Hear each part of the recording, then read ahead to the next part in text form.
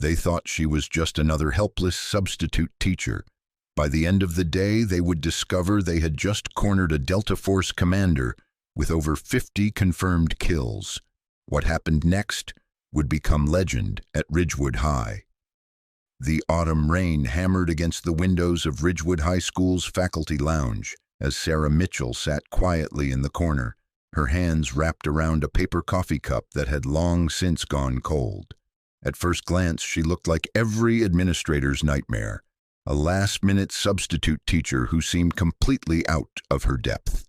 Her shoulder-length auburn hair was pulled back in a simple ponytail, and her oversized cardigan hung loose over dark jeans that had seen better days. Wire-rimmed glasses perched on her nose, and she carried herself with the hesitant posture of someone who had clearly never commanded respect in a classroom. Before we jump back in, tell us where you're tuning in from, and if this story touches you, make sure you're subscribed, because tomorrow I've saved something extra special for you.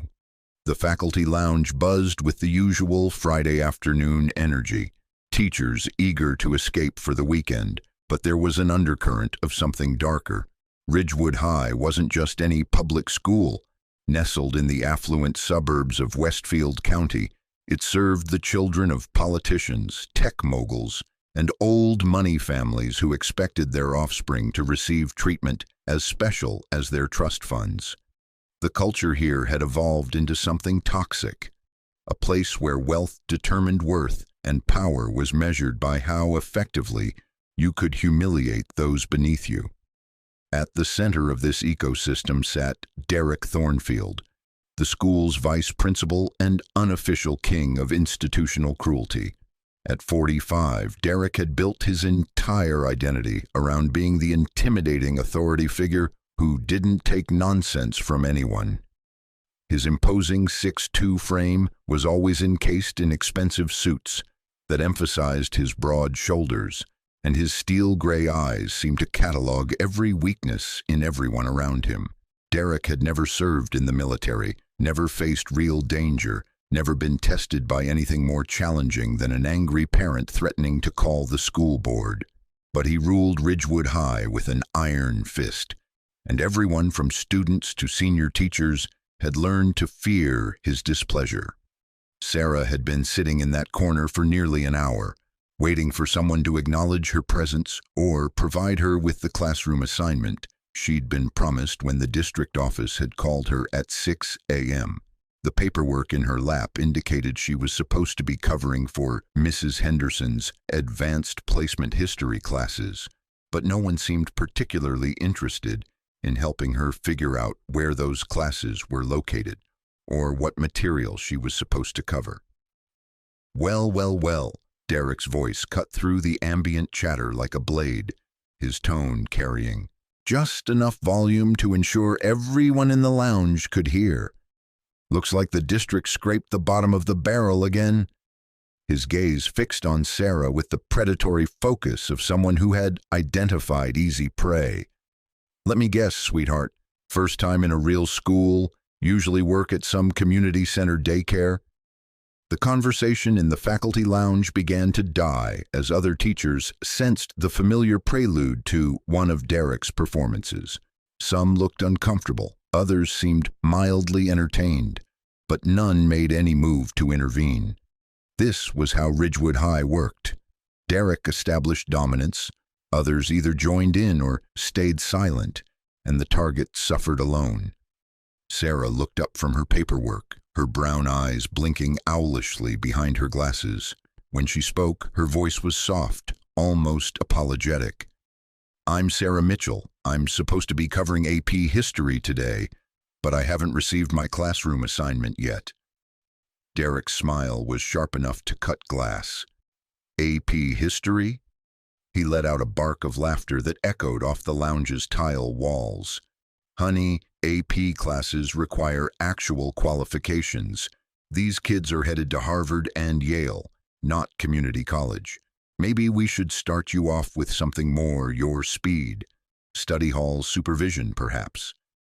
Jennifer Walsh, the school's head guidance counselor, shifted uncomfortably in her seat near the window. At 38, Jennifer had built a reputation as someone who genuinely cared about student welfare, but she also understood the political realities of working under Derek's administration. Speaking up for Sarah would put a target on her own back, and she had her own career to consider. Still, something about the quiet dignity with which Sarah absorbed Derek's insults reminded her of her own early teaching days when she'd been similarly vulnerable. "Derek," Jennifer said carefully, her voice carrying just enough authority to get his attention without seeming confrontational. The district office specifically requested her for the AP classes. Maybe we should just show her to Mrs. Henderson's room and let her get started. Derek's eyes flashed with irritation at the mild challenge to his authority. In his worldview, any contradiction was a threat that needed to be crushed immediately and publicly. "Jennifer, when I want your opinion on personnel assignments, I'll ask for it. Until then, maybe focus on your own responsibilities." The rebuke hit Jennifer like a slap, and she immediately looked down at her hands, the brief moment of courage extinguished by Derek's automatic assertion of dominance.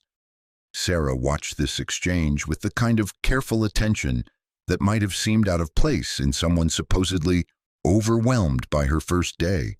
But no one in the room was paying close enough attention to notice the analytical quality of her observation.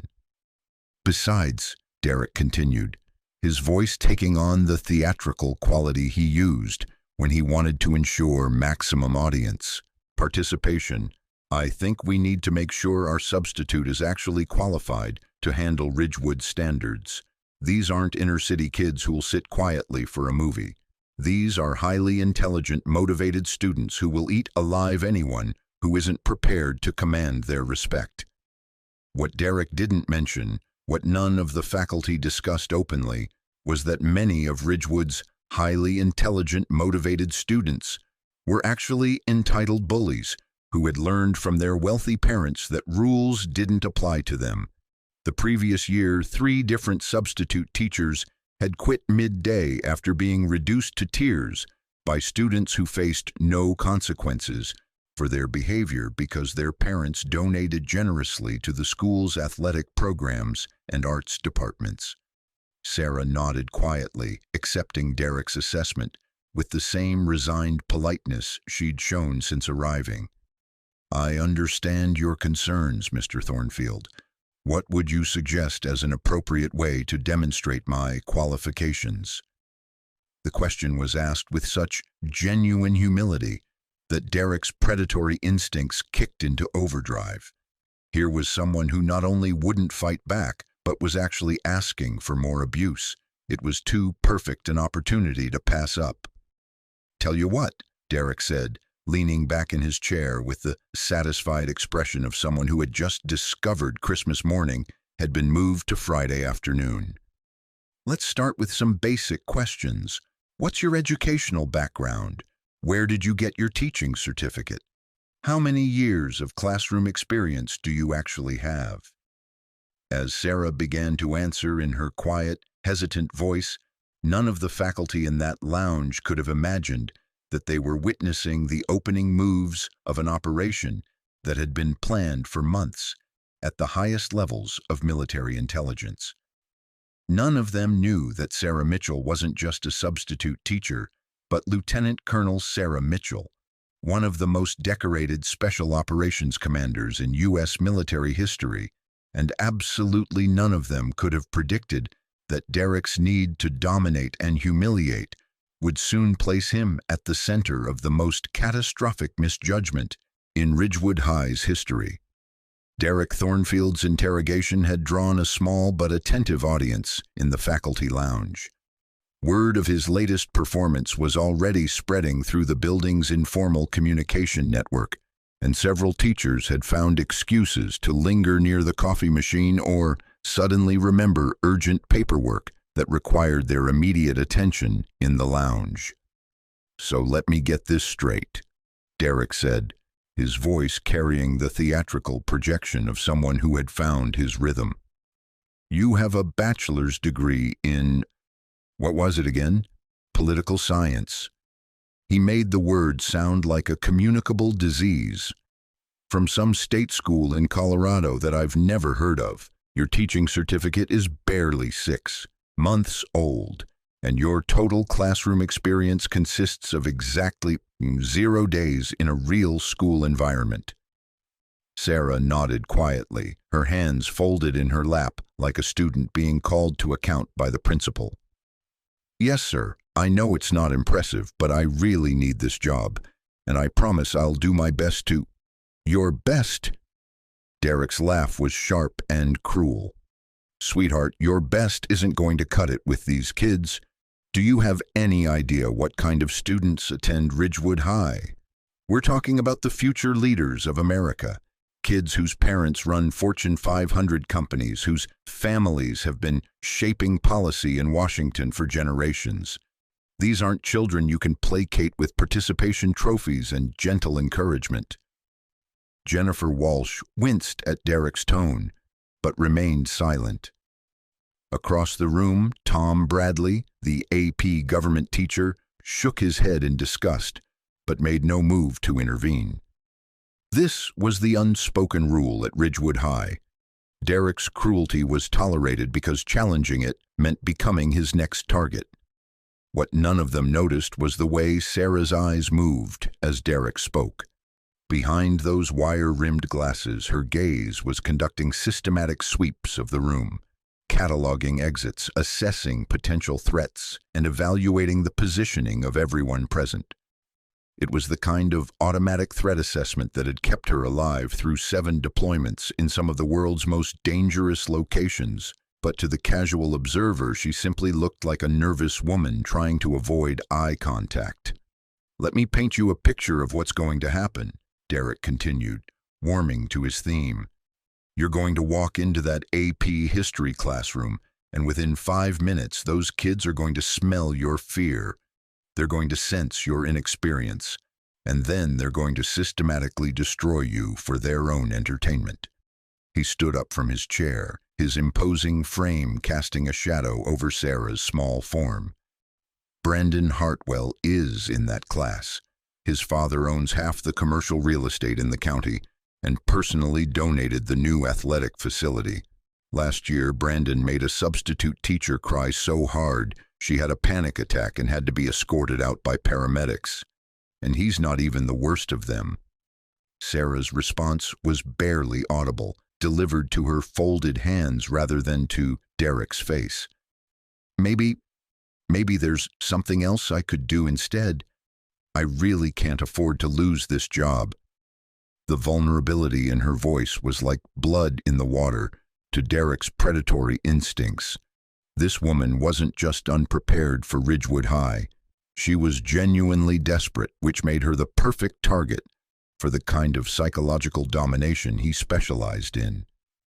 Oh, there's definitely something else you can do, Derek said, his voice taking on a tone of mock concern. You can save yourself the humiliation and walk out that door right now. Call the district office, tell them you're sick, and never come back. Trust me, it's kinder than what those kids are going to do to you. The suggestion hung in the air like smoke from a discharged weapon.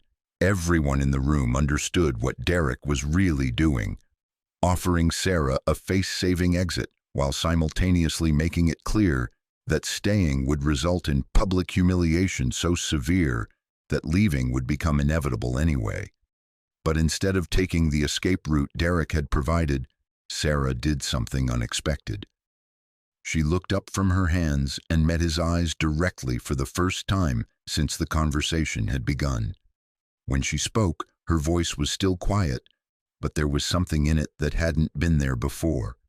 A quality that Tom Bradley would later describe as steel wrapped in silk. I appreciate your concern, Mr. Thornfield, but I'd like to try. If I fail, that's on me, but I'd rather fail trying than succeed at running away. The words were delivered with such gentle dignity that they hit Derek like a physical blow. In his experience, targets of his psychological warfare responded in one of two ways. They either crumbled completely or they fought back with anger and defiance. Sarah's quiet courage represented a third option he hadn't anticipated, and it threw him off balance. For just a moment, Derek's confidence flickered, but his psychological makeup wouldn't allow him to retreat or show weakness in front of an audience. Instead, he doubled down, his voice taking on a harder edge. "Running away? Sweetheart, what you call running away, I call realistic self-assessment. But if you want to learn the hard way, that's your choice." He checked his expensive watch with theatrical precision. "It's 9:15 now. I give you exactly one class period before you come running back here, begging me to call the district office and get you reassigned to something more your speed." Sarah stood up slowly, gathering her modest paperwork and the worn messenger bag that contained everything she'd brought for her first day. As she rose to her feet, several people in the room noticed something they hadn't seen before. Despite her unremarkable appearance, Sarah moved with a kind of controlled grace that seemed at odds with her nervous demeanor. "Where should I find Mrs. Henderson's classroom?" she asked simply. Derek's smile was predatory as he sensed final victory approaching. "Room 247, second floor, east wing, and don't worry about lesson plans. By the time those kids are done with you, you won't need them." As Sarah walked toward the faculty lounge door, her modest heels clicking softly against the tile floor, Derek couldn't resist one final shot. "Oh, and Sarah, when you come back here in tears, try to keep it quiet. Some of us have real work to do." The cruel laughter that followed Sarah out of the room was harsh and immediate, but Tom Bradley noticed something that the others missed. As Sarah reached the doorway, she paused for just a moment and looked back at Derek with an expression that made Tom's combat veteran instincts suddenly alert. It wasn't anger or hurt or fear. It was the kind of calm assessment that belonged in tactical briefings, not faculty lounges. But the moment passed so quickly that Tom wondered if he had imagined it. Sarah disappeared into the hallway, and Derek immediately launched into a victory lap, regaling his audience with predictions about how quickly the little mouse would come scurrying back. What Derek didn't know, what none of them knew, was that Sarah Mitchell had just completed the first phase of Operation Classroom Assessment, a comprehensive evaluation of educational leadership and institutional culture that had been ordered at the highest levels of military intelligence. Her gentle questions and apparent vulnerability hadn't been signs of weakness. They had been carefully calibrated probes designed to reveal exactly what kind of person Derek Thornfield really was when he thought there would be no consequences for his cruelty. As Sarah made her way through Ridgewood High's marble-lined corridors toward room 247, she was already implementing tactical protocols that had been refined through years of high-stakes operations. The nervous substitute teacher was about to disappear, replaced by something far more dangerous, a Delta Force commander who had just been given a comprehensive assessment of her target's psychological profile, and Derek Thornfield, still basking in the glow of his perceived victory, had no idea that he had just signed his own professional death warrant. Room 247 sat at the end of a long corridor, lined with trophy cases, showcasing decades of Ridgewood High's academic and athletic achievements. As Sarah approached the classroom, she could hear the unmistakable sounds of chaos from within. Loud conversations, laughter, and the occasional crash of something being knocked over. Through the narrow window in the door, she observed her target environment with the same systematic attention she had once applied to hostile compounds in Afghanistan. 23 students, ages 16 to 18, arranged in loose clusters that spoke of established social hierarchies. The classroom itself was spacious and well-appointed, with smart boards, individual tablets at each desk, and the kind of resources that came from generous parent donations and substantial district budgets.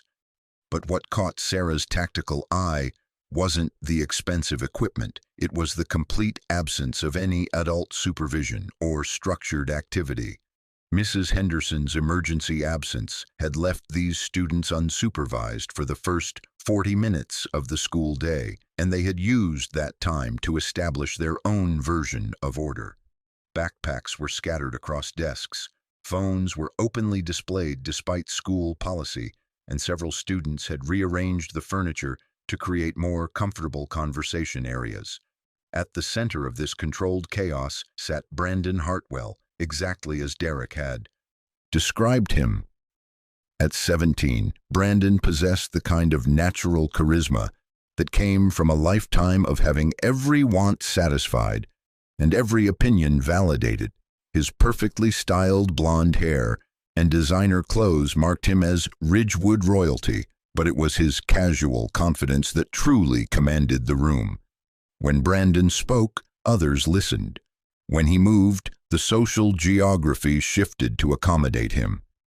Sarah took a deep breath, straightened her shoulders, and knocked gently on the door before entering. The effect was immediate and dramatic. Conversations halted mid-sentence, heads turned toward the doorway, and the room fell into the kind of expectant silence that precedes either respect or execution. "Good morning, everyone," Sarah said, her voice carrying just loudly enough to reach the back of the room, but maintaining the same gentle quality that had characterized all her interactions that morning. "I'm Ms. Mitchell, and I'll be your substitute teacher for Mrs. Henderson's AP History class today." The silence stretched for perhaps 10 seconds before Brandon's voice cut through it like a blade. "Seriously? This is what they sent us?" His tone carried the kind of casual dismissal that came from 17 years of practice at reducing adults to stammering confusion. "Lady, no offense, but you look like you should be teaching kindergarten, not advanced placement." The comment triggered immediate laughter from Brandon's inner circle, a carefully cultivated group of students who had learned that aligning themselves with his cruelty was the surest path to social safety at Ridgewood High. Jessica Penworth, whose mother sat on the school board, leaned back in her chair with practiced disdain. "Oh my God, look at her glasses. Did she find those at a garage sale?" Sarah moved to the teacher's desk with measured steps, setting down her modest bag and surveying the classroom with what appeared to be nervous assessment. But behind those wire-rimmed glasses, her mind was conducting rapid tactical analysis. Brandon, natural leader, high intelligence, used to immediate compliance. Jessica, lieutenant position, derives power through association, vulnerable to isolation from power source.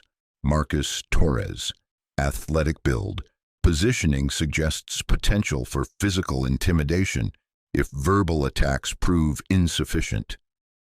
"I understand this might be disappointing," Sarah said, her voice maintaining its apologetic quality.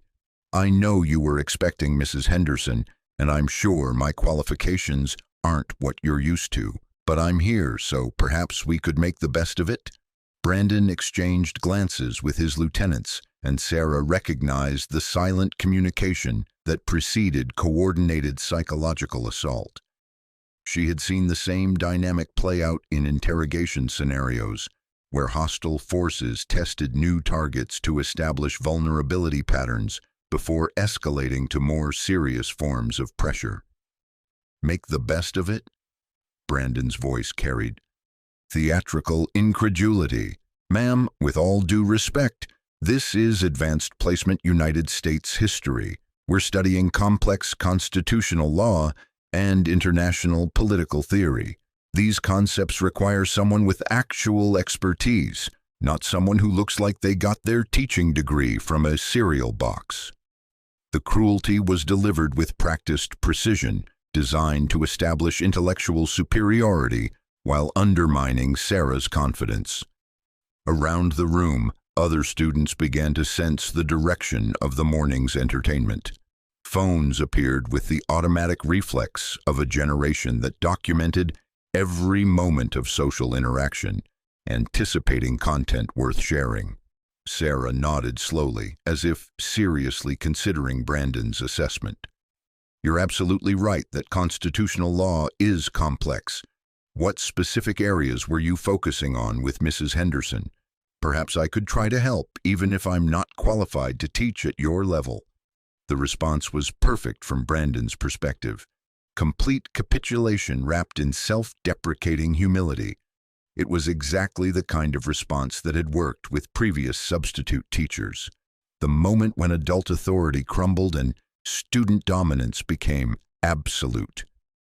Well, Brandon said, settling into his favorite role as intellectual superior, we've been analyzing the constitutional foundations of executive war powers, specifically the tension between Article 1 congressional authority to declare war and Article 2 presidential authority to conduct military operations. It's pretty sophisticated stuff. Jessica chimed in with practiced timing. Yeah, like we were discussing how the War Powers Resolution of 1973 attempts to limit presidential authority, but has been largely ignored by every administration since Nixon. It's not exactly elementary school material. Marcus Torres, built like a linebacker, but possessing surprising academic aptitude, added his contribution to the intellectual intimidation. And the Supreme Court has consistently refused to rule on political questions related to war powers, which creates this constitutional gray area that most people don't understand. The coordinated display was impressive in its sophistication. These weren't ordinary high school bullies relying on crude insults and physical intimidation. They were intellectually gifted students using their advanced knowledge as weapons, creating scenarios where adult authority figures would be forced to admit inadequacy in front of an audience of recording phones. Sarah listened to each contribution with careful attention, nodding thoughtfully as if struggling to follow concepts beyond her comprehension. But what the students couldn't see was how her tactical mind was cataloging each piece of information, not just about constitutional law, but about the psychological dynamics at play. That does sound very advanced, she admitted, her voice carrying just the right note of overwhelmed uncertainty. I'm not sure I could contribute much to that kind of discussion. Maybe we could review some basic historical facts instead. I might be able to help with simpler concepts. The suggestion hit the room like a physical slap. Review basic historical facts? These were students destined for Ivy League institutions, teenagers who had been taking college-level courses since sophomore year. The insult was so profound that even students who hadn't participated in the initial attacks began to look offended. Basic historical facts? Brandon's voice carried genuine disbelief. Ma'am, we're not middle schoolers. We don't need to review when Columbus sailed to America or who the first president was. Although, Jessica added with malicious timing, maybe that's more your speed. Did you teach elementary before this? You kind of have that whole preschool teacher vibe going. The laughter that erupted was harsh and immediate, but Sarah noticed something the students missed. In the back corner of the classroom, a girl named Amy Chen sat quietly, her expression uncomfortable as she watched the systematic destruction of an adult who seemed genuinely trying to help. Amy's discomfort was subtle but real, suggesting that not everyone in the room was completely comfortable with the cruelty being displayed. Sarah made a mental note of Amy's positioning and body language. In every hostile environment, there were potential assets, individuals whose moral compass or strategic thinking might be leveraged if circumstances required tactical adaptation. You know what? Brandon continued, his confidence building with each successful attack. Let's make this interesting. You said you might be able to help with simpler concepts, right? How about we test that theory? The challenge hung in the air like smoke from a discharged weapon. Around the room, students leaned forward with the anticipation of spectators at a gladiatorial contest. Phones adjusted to capture optimal angles of what promised to be the complete intellectual destruction of an underqualified substitute teacher. Sarah's response was delivered with perfect timing and exactly the right note of nervous uncertainty. I suppose that would be okay. What kind of test did you have in mind? Brandon's smile was sharp enough to cut diamond. Basic civics. If you can answer 3 simple questions correctly, we'll respect your authority and participate in whatever lesson plan you have prepared. But if you can't, he left the threat unfinished, allowing Sarah's imagination to fill in the consequences. Around the room, students exchanged glances of anticipation. This was how it always went. Establish intellectual superiority, offer an impossible challenge, and then systematically destroy any remaining adult credibility through public humiliation. What none of them realized was that Sarah Mitchell had been waiting for exactly this moment. The gentle substitute teacher who had absorbed their insults with nervous humility was about to disappear, replaced by someone who had briefed congressional intelligence committees on constitutional war powers, someone who had advised Joint Chiefs of Staff on executive military authority, someone who had personally conducted operations that existed in the gray areas between Article 1 and Article 2 powers that these students found so intellectually fascinating, but not yet. For now, she would let them build their confidence a little higher before the fall. "Okay," Sarah said quietly, her voice carrying just the right tremor of nervousness. 3 questions. I'll try my best. Brandon rose from his desk with the theatrical flourish of someone accustomed to commanding center stage. His movement was calculated to draw every eye in the room, transforming the classroom into his personal arena, where intellectual combat would determine social hierarchy. The morning sunlight streaming through the tall windows caught the expensive fabric of his polo shirt, and his confident smile carried the satisfaction of a predator who had cornered wounded prey. "All right, Ms. Mitchell," he said, his voice projecting with the kind of authority that came from 17 years of having adults defer to his family's wealth and influence. "Let's start with something really basic. Since you mentioned you might be able to help with simple historical concepts, tell us about the constitutional principle of separation of powers. What are the 3 branches of government, and what does each one do?" The question was designed to be insulting in its simplicity, the kind of middle school civics that any college graduate should know, but that could still trip up someone who was genuinely nervous and unprepared. Around the room, students settled into their seats, with the anticipation of spectators at a public execution. Sarah adjusted her wire-rimmed glasses with trembling fingers, a gesture that had become her signature expression of uncertainty throughout the morning. "Oh," she said softly, her voice carrying just the right note of someone trying to remember half-forgotten college courses. "The 3 branches, that's the legislative branch, which makes laws, the executive branch, which enforces laws, and the judicial branch, which interprets laws." Brandon's expression flickered with brief disappointment. The answer was correct, delivered exactly as any high school textbook would phrase it, but he recovered quickly, his tactical mind already moving to more challenging territory.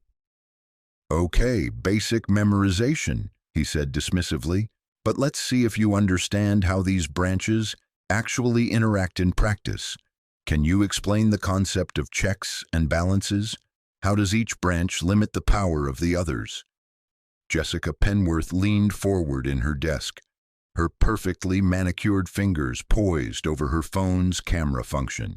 This was usually where substitute teachers began to stumble, when theoretical knowledge met practical application. Her mother's position on the school board had given Jessica front row seats to numerous administrative meetings where unqualified personnel had been systematically exposed and removed. Sarah bit her lower lip, a gesture that made her look even younger and more uncertain than her modest appearance already suggested. Checks and balances. Well, Congress can impeach the president, and the president can veto congressional legislation, and the Supreme Court can declare laws unconstitutional. The answer was, again, technically correct, but delivered with hesitation that suggested she was reaching for half-remembered facts rather than demonstrating genuine understanding.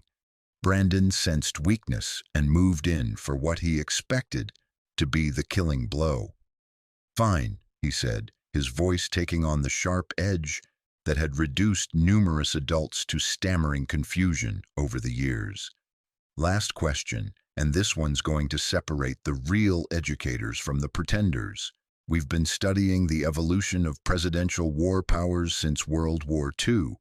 Can you explain how the constitutional framework for declaring war has been adapted to modern military realities, and why Congress has largely abdicated its Article I responsibilities in favor of executive military action?"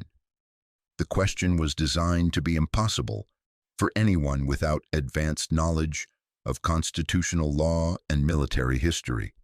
It was the kind of sophisticated analysis that required understanding of specific legislation, Supreme Court cases, and political precedent that even many college professors would struggle to address comprehensively without preparation. Around the room, students sat back with satisfaction. This was where the game always ended, with adult authority figures forced to admit their inadequacy in front of an audience of recording devices. The intellectual humiliation was complete, absolute, and perfectly documented for social media distribution. But as Sarah considered the question, something interesting happened. Her nervous fidgeting with her glasses stopped. Her uncertain posture straightened slightly. When she began to speak, her voice carried a quality that hadn't been there before. Not louder, but somehow more focused. "That's actually a fascinating question," she said, and for the first time that morning, she didn't sound like she was struggling to remember textbook definitions.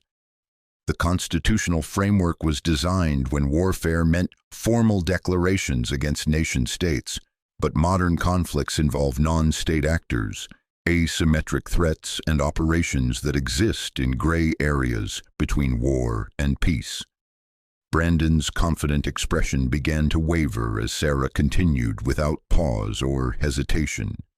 The War Powers Resolution of 1973 was Congress's attempt to reassert Article I authority after Vietnam, requiring presidential consultation and limiting unauthorized military action to 60 days. But in practice, every administration since has found ways to circumvent these restrictions through creative interpretations of imminent threat doctrine and authorization for use of military force resolutions. Jessica's phone, which had been positioned to capture Sarah's expected failure, remained recording as the substitute teacher demonstrated knowledge that went far beyond basic civics education. "The real issue isn't abdication of responsibility," Sarah continued, her voice gaining confidence with each technically precise phrase. "It's the practical impossibility of 18th century constitutional mechanisms addressing 21st century threats that develop faster than congressional debate schedules allow." Marcus Torres, who had been expecting to watch another adult crumble under intellectual pressure, found himself actually listening with interest. This wasn't the stumbling recitation of memorized facts they had anticipated. Sarah was demonstrating the kind of nuanced understanding that belonged in graduate-level political science courses.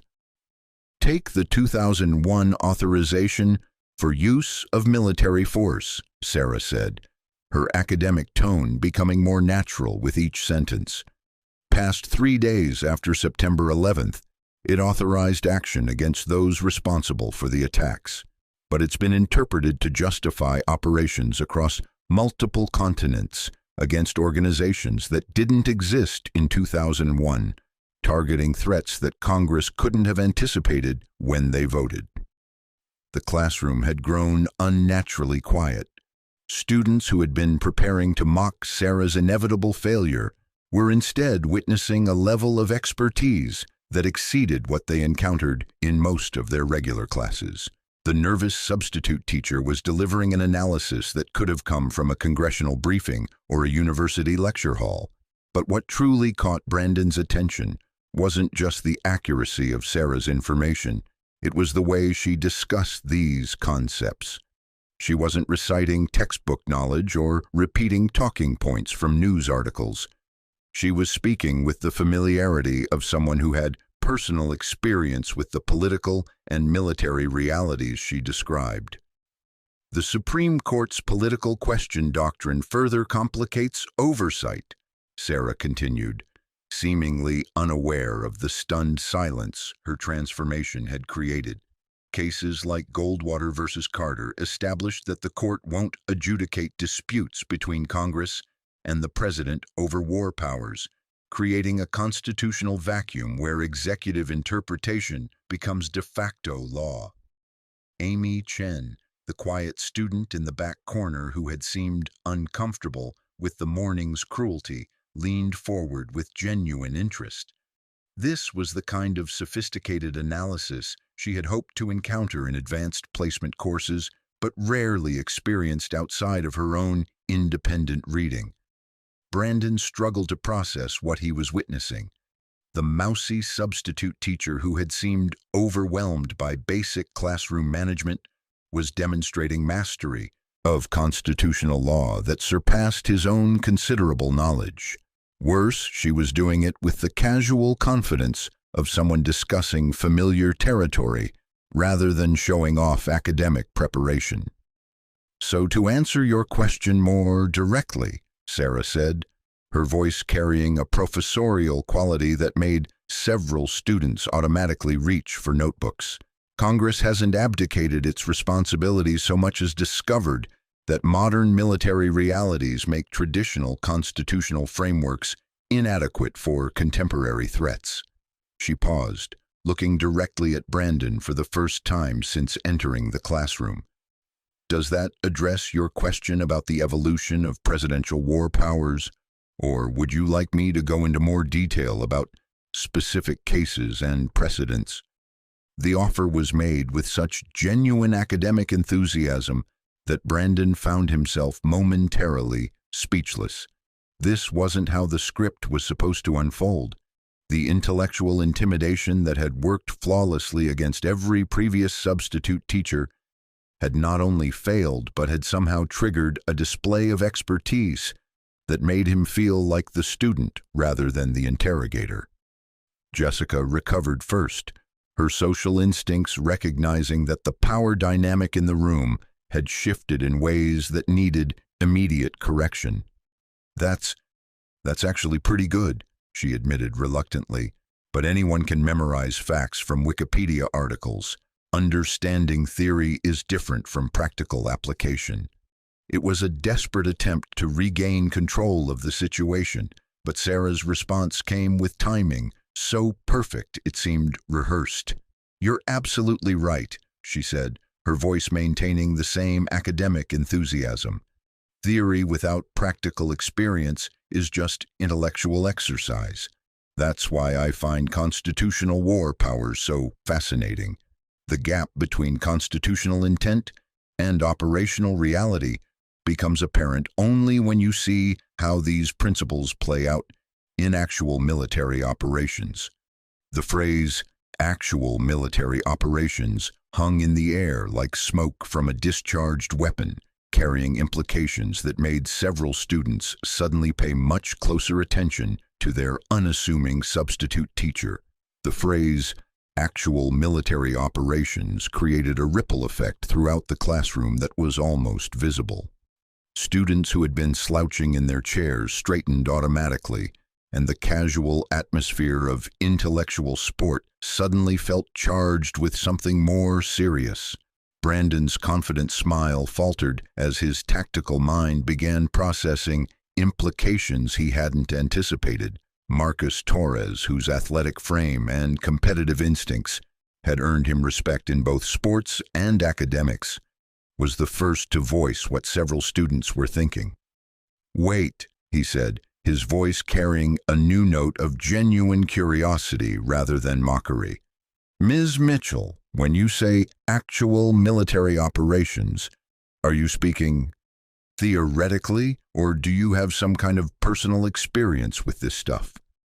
The question hung in the air with the weight of genuine inquiry rather than hostile interrogation. For the first time since Sarah had entered the classroom, a student was asking about her background out of interest rather than attempting to expose weakness. Sarah's response was carefully modulated, maintaining her modest demeanor while allowing just a hint of something deeper to show through. "Well, I did serve briefly before going into education," she said, her voice carrying the same gentle quality, but now with an undertone that suggested there might be more to explore. "Nothing too dramatic, but it did give me some perspective on how constitutional theory translates to real-world situations." The understatement was masterful in its precision. "Served briefly" and "nothing too dramatic" were technically accurate descriptions of Lieutenant Colonel Sarah Mitchell's military career, in the same way that "traveled extensively" might describe someone who had circumnavigated the globe multiple times. Jessica, recognizing that the conversation was moving into territory where her usual social weapons might prove ineffective, attempted to regain control through escalation. "Oh, military service," she said, her voice dripping with the kind of casual dismissal that came from 17 years of never facing genuine hardship. "Let me guess, you were in the Army Reserves or something? Did a couple weekends at some base in Oklahoma?" The insult was designed to minimize whatever military experience Sarah might have had, reducing it to the kind of part-time service that wealthy families often viewed as resume padding rather than genuine commitment. Around the room, several students nodded with recognition. They knew plenty of adults who claimed military credentials based on minimal service designed more for college applications than actual dedication. But Amy Chen, who had been quietly observing from her corner position, noticed something that the others missed. When Jessica delivered her dismissive comment about Army Reserves, Sarah's eyes flickered with an expression that was gone so quickly it might have been imagined.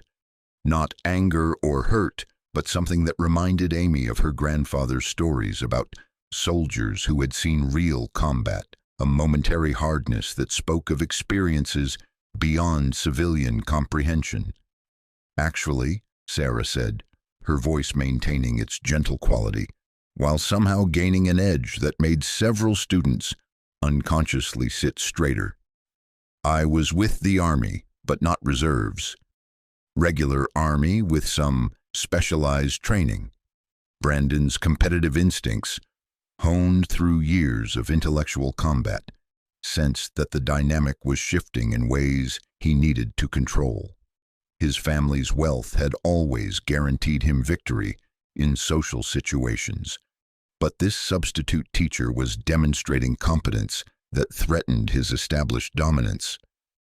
"Specialized training," he repeated, his voice carrying skeptical emphasis.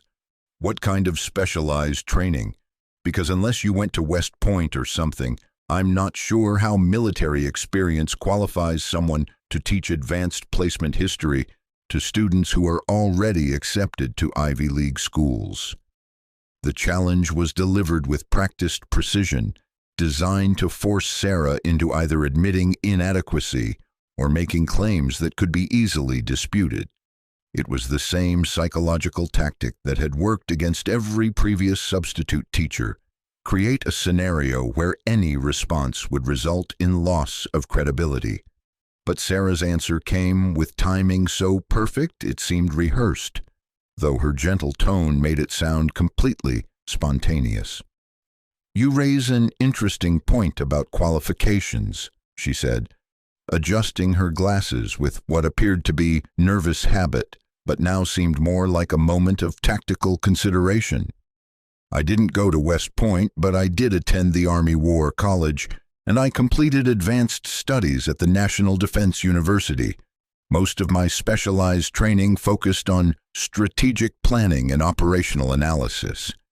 The institutional names dropped into the conversation, like precision-guided munitions, each one carrying weight that even privileged teenagers couldn't dismiss. The Army War College wasn't community college military training. It was where the military educated its future generals. The National Defense University represented the pinnacle of strategic education, where colonels and admirals learned to think at levels that shaped international policy. Marcus, whose father served as a Pentagon liaison and who therefore understood military hierarchies better than his classmates, felt his assessment of Sarah undergoing rapid revision. "Ma'am," he said, his voice carrying new respect, "the Army War College isn't exactly basic training. That's where they send senior officers for strategic education." Sarah's response maintained her modest demeanor while confirming Marcus's understanding. Yes, it was quite an honor to be selected for those programs. The coursework really opened my eyes to how constitutional principles apply in complex international situations. Around the room, students began exchanging glances that spoke of shifting perceptions. The mousy substitute teacher who had seemed overwhelmed by basic classroom management was revealing credentials that surpassed those of most university professors. More unsettling was the casual way she discussed these achievements, as if advanced military education was simply part of her background rather than something to boast about. Jessica, recognizing that her dismissive strategy had backfired, attempted a different approach. "Okay, so you have some military education, but teaching high school students is completely different from whatever you did in the Army. These kids require someone who understands adolescent psychology and pedagogical theory, not someone who learned leadership by ordering soldiers around." The criticism was more sophisticated than her previous attacks, addressing legitimate concerns about the transition from military to educational environments. It was also designed to reframe Sarah's military experience as potentially disqualifying rather than impressive. But Sarah's response demonstrated understanding that went beyond simple military to civilian career transition. "You're absolutely right that teaching requires different skills," she said, her voice carrying genuine appreciation for Jessica's point. "Military leadership and educational leadership have some similarities but also crucial differences. In the Army, you can rely on established hierarchy and disciplinary structures. In education, you have to earn respect through competence and genuine care for student development." The acknowledgement was gracious and demonstrated emotional intelligence that surprised several students. But it was what Sarah said next that truly shifted the classroom dynamic. "That's actually why I find this assignment so interesting," she continued, her voice taking on the enthusiasm of someone discussing a fascinating challenge. "Working with intellectually gifted students like yourselves requires adapting military strategic thinking to civilian educational goals. You can't just give orders and expect compliance.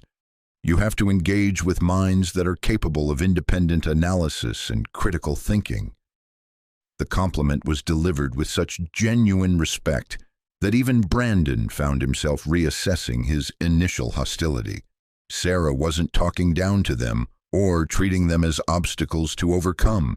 She was acknowledging their intellectual capabilities while subtly suggesting that her military background might actually enhance rather than limit her ability to work with advanced students. Amy Chen, who had been quietly evaluating the morning's dynamics, decided to engage directly for the first time. "Ms. Mitchell," she said, her voice carrying genuine curiosity, When you studied constitutional law at the Army War College, did you focus on specific areas like military justice or international law? The question was asked without hostility or attempts at intellectual intimidation. Amy was simply interested in learning more about Sarah's background, and her respectful tone created space for genuine academic discussion. Sarah's face lit up with the kind of enthusiasm that teachers dream of inspiring in their students. Actually, my focus was on the intersection between domestic constitutional law and international military operations. It's fascinating how American constitutional principles have to be adapted when military forces operate in environments where U.S. law doesn't directly apply. She moved slightly closer to Amy's desk, her body language shifting from defensive uncertainty to academic engagement. For example, when special operations forces conduct missions in countries where we don't have formal agreements, how do constitutional protections for American citizens apply? It's the kind of legal gray area that requires both theoretical understanding and practical experience to navigate effectively. The discussion was becoming genuinely educational, transforming the classroom from an arena of intellectual combat to a space where complex ideas could be explored collaboratively. Several students found themselves taking notes, not to document Sarah's failures, but to capture insights they hadn't encountered in their regular coursework. But Brandon, watching his carefully constructed dominance scenario dissolve into actual learning, made a decision that would prove to be the most catastrophic misjudgment of his young life.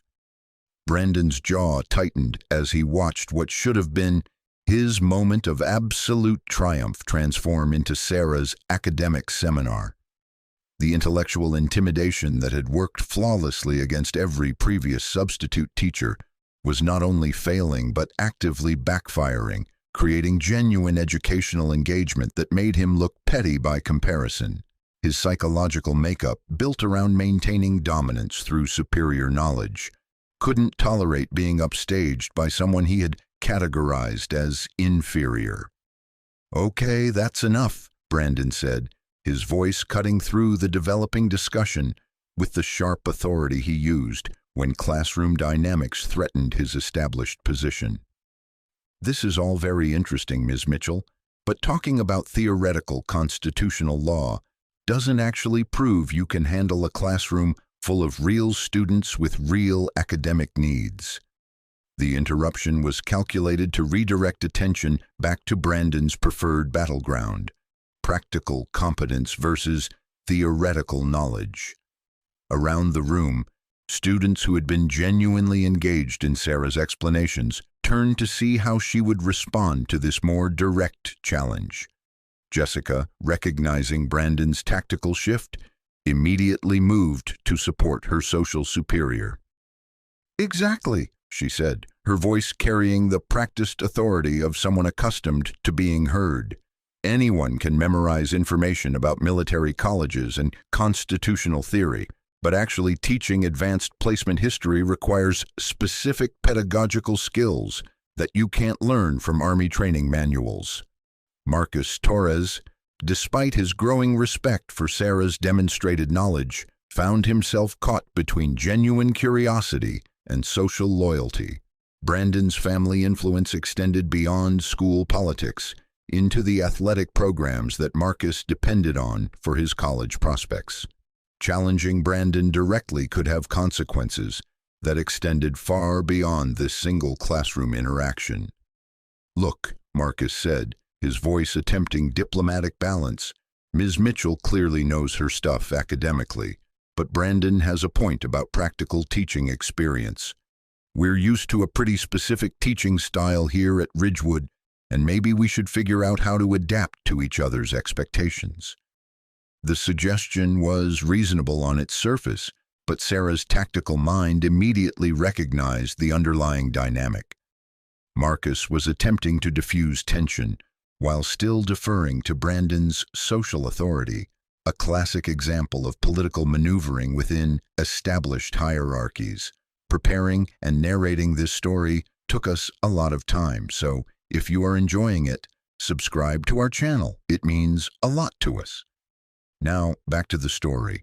What none of the students realized was that Sarah had been conducting her own form of assessment throughout the morning's interactions. Every question, every challenge, every social dynamic had been cataloged and analyzed through the lens of someone trained to evaluate group psychology under pressure.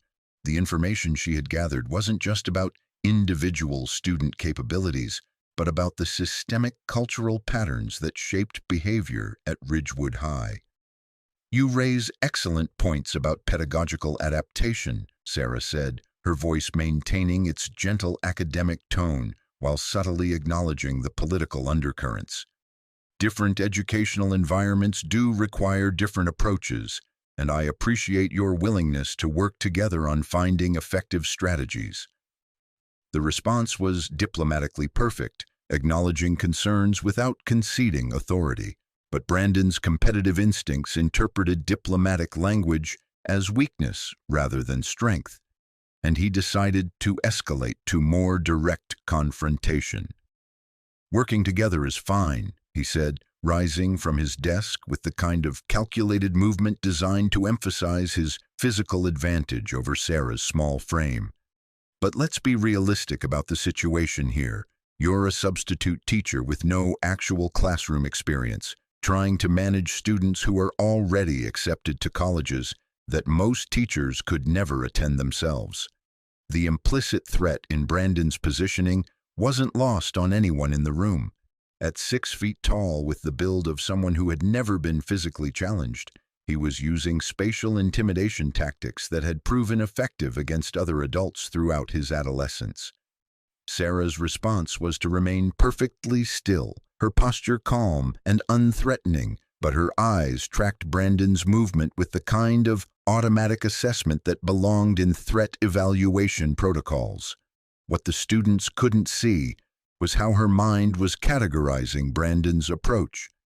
Verbal escalation combined with physical positioning designed to trigger submission responses in opponents unprepared for confrontation. "You're right that this is a challenging situation," Sarah said, her voice remaining steady despite Brandon's attempt at intimidation. "And you're obviously very bright students with high expectations.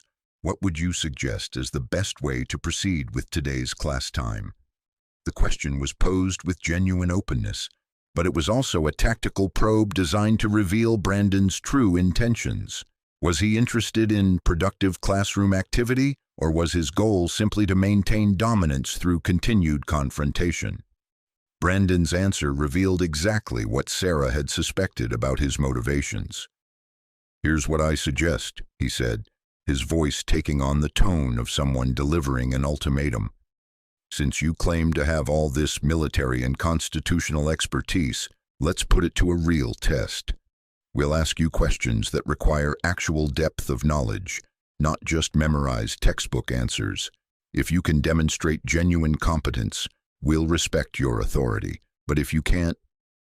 He left the threat unfinished, allowing Sarah's imagination to fill in consequences that his expression made clear would be unpleasant and public.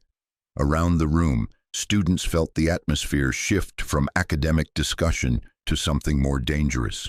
Phones appeared with the automatic reflex of a generation that documented every moment of potential social media content, but now the recording felt more predatory than casual.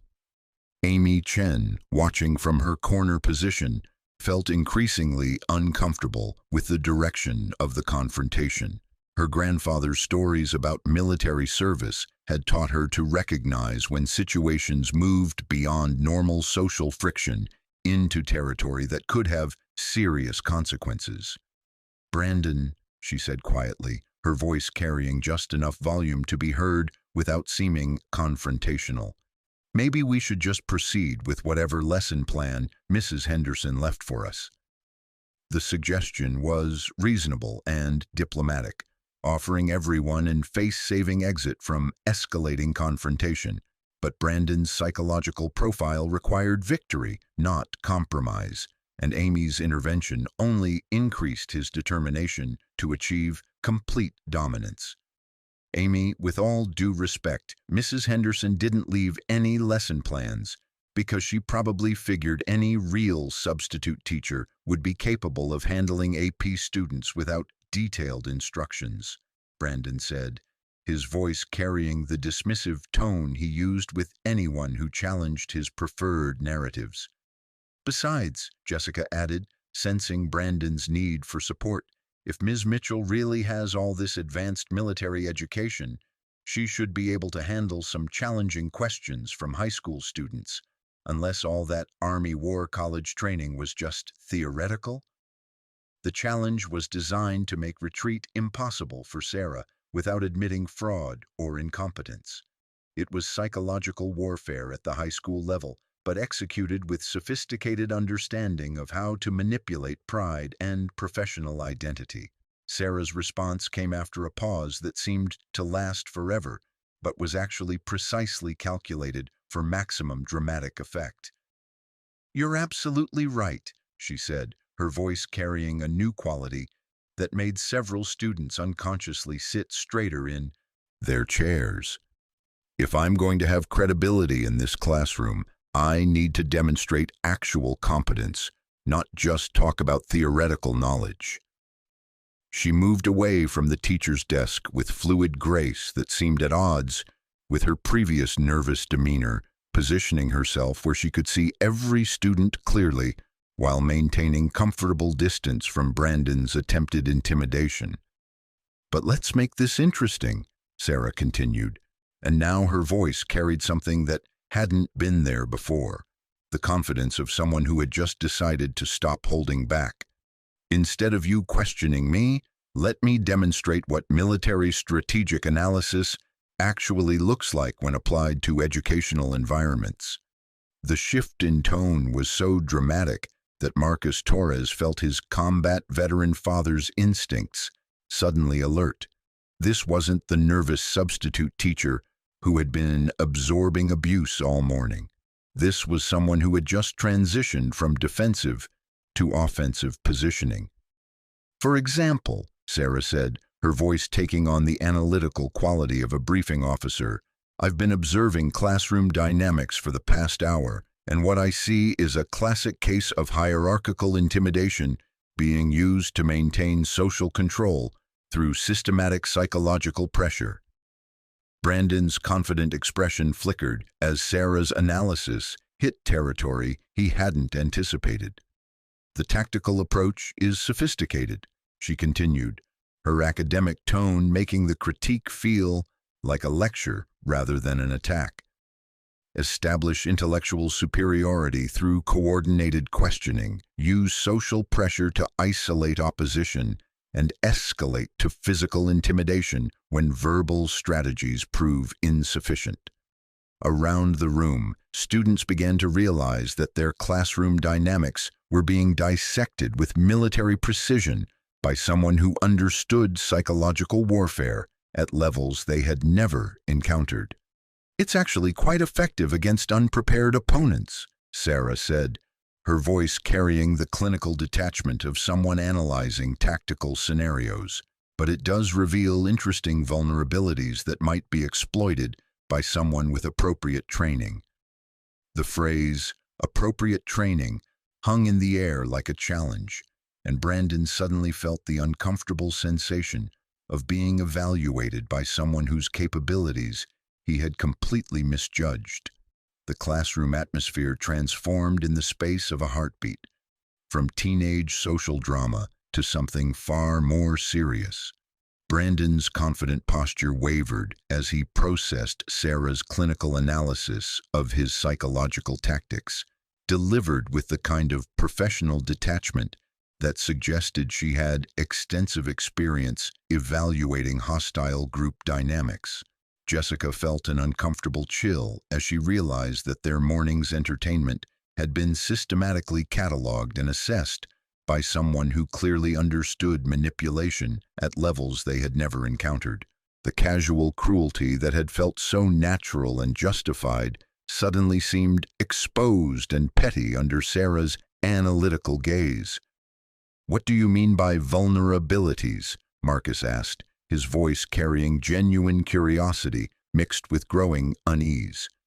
His father's military background had taught him to recognize when conversations shifted from academic discussion to tactical assessment, and every instinct suggested that Sarah was no longer speaking theoretically. Sarah's response came with the measured precision of someone conducting a strategic briefing. Well, for instance, the entire approach depends on maintaining group cohesion around a shared target. But that cohesion becomes a weakness if the target demonstrates capabilities that exceed the group's ability to process through established frameworks. She gestured slightly toward Brandon, who remained standing but had lost much of his intimidating presence as Sarah's analysis continued. The leader's psychological profile requires constant validation through successful domination. When that domination fails, the entire social structure becomes unstable because it was built on assumed superiority rather than actual competence. Around the room, students found themselves unconsciously adjusting their postures as Sarah's words hit uncomfortably close to accurate descriptions of their own behavior. The intellectual game they had been playing suddenly felt less like entertainment and more like exposure. Amy Chen, watching from her corner position with increasing fascination, recognized that they were witnessing something extraordinary. Sarah wasn't just defending herself against teenage bullying, she was conducting a masterclass in psychological analysis that would have been impressive in a university graduate seminar. But Brandon, faced with the choice between acknowledging that he had misjudged the situation or escalating to maintain his threatened dominance, made the decision that would define everything that followed. His psychological makeup simply couldn't tolerate being intellectually outmaneuvered by someone he had categorized as inferior, regardless of mounting evidence that his categorization had been catastrophically wrong. "You know what?" Brandon said, his voice taking on the hard edge that preceded his most aggressive confrontations. "I'm tired of this theoretical discussion. If you want to prove you belong in this classroom, let's make this really simple." He moved closer to Sarah's position, using his height advantage with the practiced ease of someone who had learned that physical intimidation often succeeded where intellectual challenges failed. Several students leaned forward with the anticipation of spectators who sensed that the morning's entertainment was about to reach its climax.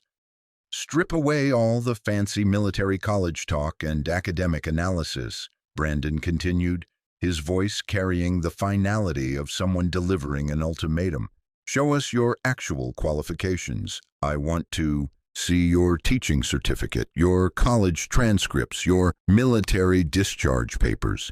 Everything that proves you're qualified to be in this room." The demand was designed to be impossible to fulfill satisfactorily. Even if Sarah produced the requested documents, Brandon could question their authenticity or relevance.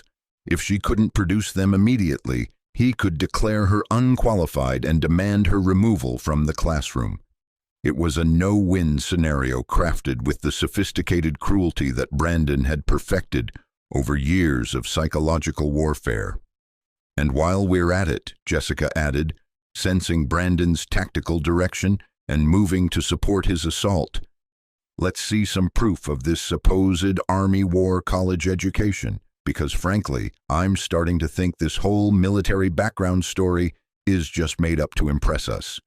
The accusation of fabricated credentials was calculated to trigger defensive responses that would undermine Sarah's composure. It was also recorded on multiple phones, ensuring that any emotional reaction would be preserved and potentially distributed for maximum humiliation. Marcus Torres felt increasingly uncomfortable with the direction of the confrontation, but his social position within Brandon's hierarchy made direct opposition dangerous. "Maybe we should just contact the administration," he suggested, attempting to find middle ground that would diffuse the situation without directly challenging Brandon's authority.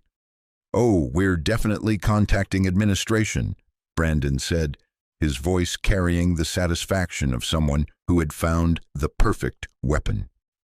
But first, I want Ms. Mitchell to explain to all of us exactly who she really is and what qualifies her to waste our time with amateur hour teaching. Around the room, the atmosphere grew increasingly charged with the kind of tension that precedes either complete capitulation or explosive confrontation. Students who had been enjoying the intellectual sparring began to sense that they were witnessing something that might have consequences extending far beyond a single class period. Sarah stood perfectly still during Brandon's escalating demands, her posture remaining calm and unthreatening despite the obvious hostility being directed toward her.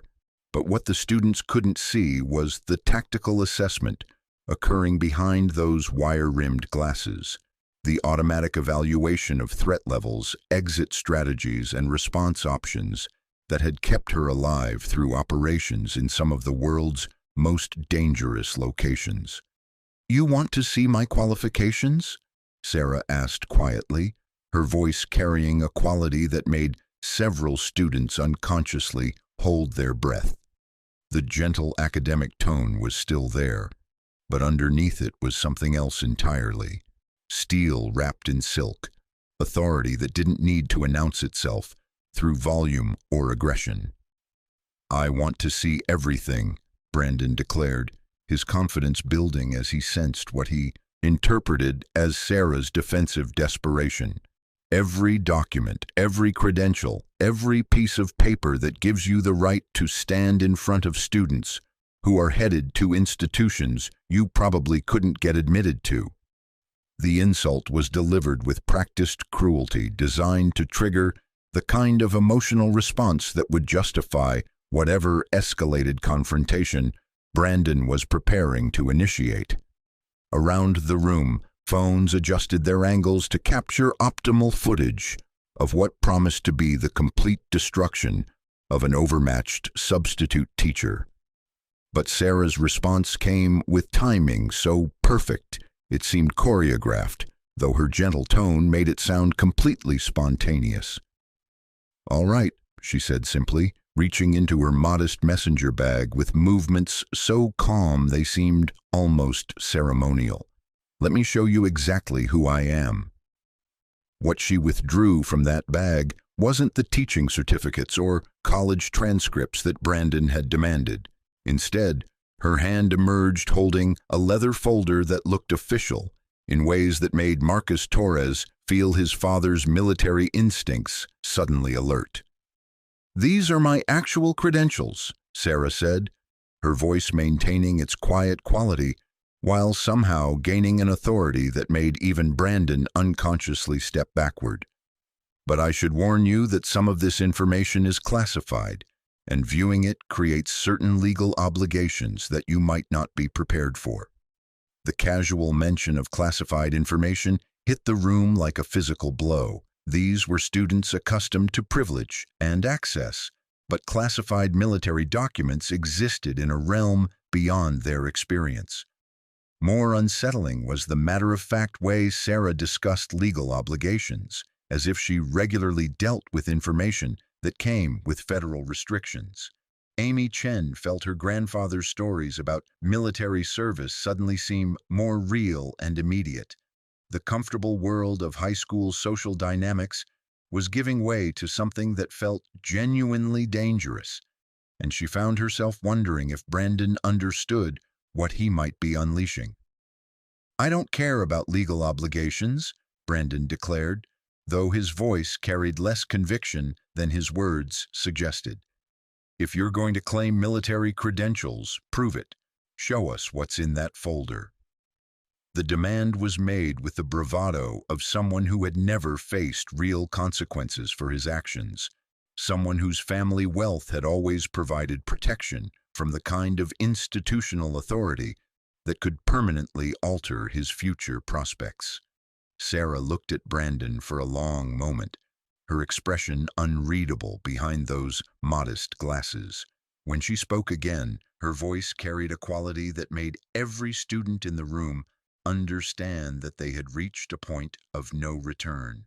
"Are you absolutely certain that's what you want?" she asked, and now her academic tone contained something that reminded Amy of her grandfather's war stories, the calm that preceded violence, the stillness that came before storms. "Because once I open this folder," Sarah continued, her voice maintaining its gentle quality, while somehow conveying absolute finality, "there won't be any going back to the way things were 5 minutes ago. Your little game of intellectual intimidation will be over, and everyone in this room will understand exactly what you've been dealing with all morning." The warning was delivered with such calm certainty that Brandon felt something twist uncomfortably in his stomach. But his psychological profile wouldn't allow retreat, especially not in front of an audience that had been documenting his expected triumph.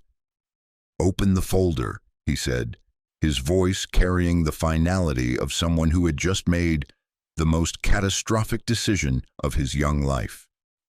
Sarah's fingers moved to the leather folder's brass clasp with the deliberate precision of someone who had performed this action in briefing rooms where the wrong word could alter international policy. The soft click of metal against metal seemed unnaturally loud in the sudden silence that had descended over room 247. "Last chance to reconsider," she said quietly, her voice carrying the same gentle academic tone, but now weighted with implications that made Brandon's confident facade waver for the first time all morning. "Once these documents are visible, federal protocols require that everyone present be debriefed by military intelligence personnel within 72 hours. The casual mention of military intelligence debriefings hit the room like a concussion grenade. These were students whose biggest concerns typically involved college applications and social media drama, not federal security protocols that could reshape their immediate futures. Jessica felt her phone suddenly seem heavier in her hands as she realized that recording classified military documents wasn't just against school policy. It was potentially a federal crime with consequences that her family's wealth and influence might not be able to mitigate. Marcus Torres, whose father's Pentagon connections had given him glimpses into the world of classified military operations, felt his mouth go dry as he recognized the implications of Sarah's warning. People who casually discussed military intelligence debriefings weren't substitute teachers with weekend warrior experience. They were individuals who operated at levels where mistakes had international consequences. But Brandon, caught in the psychological trap of his own making, couldn't retreat without admitting that he had fundamentally misunderstood the situation. His entire social identity was built around intellectual superiority and the ability to dominate through superior knowledge. Backing down now would shatter everything he had constructed about himself over 17 years of unchallenged privilege. "Stop trying to intimidate us with made-up military jargon," he said, his voice carrying forced bravado that fooled no one, including himself. "Open the folder and show us what you've got, or admit that this whole tough military persona is just an act designed to impress gullible teenagers." Sarah's expression remained perfectly calm as she opened the leather folder, revealing documents that immediately made everyone in the room understand that they had crossed into territory far beyond their experience or preparation. The first page visible was official letterhead from the United States Special Operations Command, featuring seals and classifications that existed in a realm of authority that superseded anything they had ever encountered. The document's header read, "Confidential for official use only," in bold red letters that seemed to burn against the white paper. But it was the photograph clipped to the upper corner that truly transformed every assumption in the room. The image showed Sarah in military dress uniform, but this wasn't the casual fatigues that students might have expected from someone with basic Army experience. The uniform was adorned with ribbons, badges, and insignia that spoke of operations conducted in the shadows between war and peace, decorations that could only be earned through service that most people would never know existed. Amy Chen, whose grandfather's military stories had given her familiarity with the visual language of military honors, felt her breath catch as she recognized decorations that belonged to the absolute pinnacle of special operations service. The Combat Infantry Badge, the Ranger Tab, the Special Forces Tab, each one representing months or years of training that eliminated all but the most exceptional candidates. Lieutenant Colonel Sarah Mitchell, she read from the document's header, her voice barely above a whisper. United States Army Special Operations Command, Delta Force Operations Group, classification level, top secret sensitive compartmented information. The formal military identification hit the classroom like artillery fire. Brandon's face went through a series of expressions: confusion, disbelief, and growing horror as the implications of what he had done began to penetrate his consciousness. Marcus Torres staggered backward, his athletic frame suddenly unsteady as he processed the reality that they had spent the morning systematically insulting and intimidating someone whose military rank placed her among the most elite warriors in human history. His father's Pentagon position had given him enough military knowledge to understand that lieutenant colonels in Delta Force didn't exist by accident. They were individuals selected from pools of candidates who had already proven themselves exceptional among exceptional people. That's impossible, Jessica managed, her voice cracking as she stared at documents that contained official seals and security classifications that her privileged background had never prepared her to encounter. You can't be... you look like... Like what? Sarah asked quietly, her voice maintaining the same gentle quality that had characterized all her interactions that morning. Like someone who doesn't fit your preconceptions about what a special operations commander should look like. She turned the page, revealing additional documents that made the situation exponentially more serious. Mission summaries with locations blacked out for security reasons. Commendations signed by generals whose names appeared regularly in international news, and operational assessments that used terminology belonging to classified military planning. Operation Persistent Freedom, Afghanistan Theater, Sarah read from one document, her voice carrying the clinical detachment of someone discussing routine professional activities. Task Force Commander, Multinational Counter-Terrorism Operations, duration 18 months, personnel under command, classified, mission success rate 100%. Around the room, students began to understand that they weren't just looking at military paperwork. They were viewing the documented record of someone who had commanded life and death operations that shaped international policy. The nervous substitute teacher who had absorbed their abuse with humble patience was someone whose professional decisions had literally altered the course of global conflicts. Brandon's psychological breakdown was complete and visible. His hands shook as he processed the magnitude of his misjudgment, the understanding that he had just spent 2 hours systematically humiliating someone whose service record represented the pinnacle of military achievement.